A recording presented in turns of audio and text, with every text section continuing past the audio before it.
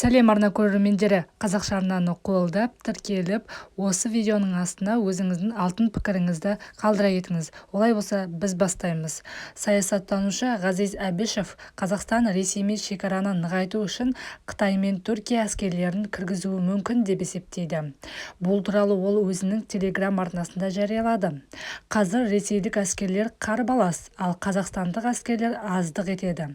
Мүмкін Ресей Федерациясымен жақсы қарым-қатынаста болған және Ресей сенетін елдерден көмек сұраймыз ба?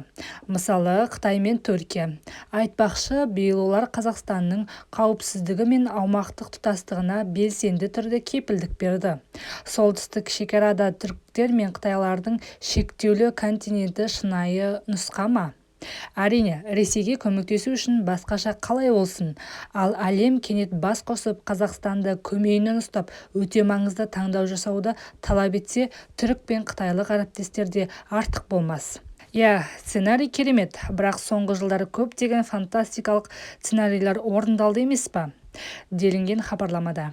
Еске салайық, Ресей президенті Владимир Путин 21 қыркүйектен бастап жартылай мобилизация туралы жариялады. Әскери қызметке тек запастағы және қарулы күштер қатарында қызмет еткен белгілі бір мамандықтары мен тиісті тәжірибесі бар азаматтар ғана шақырылатыны айтылған.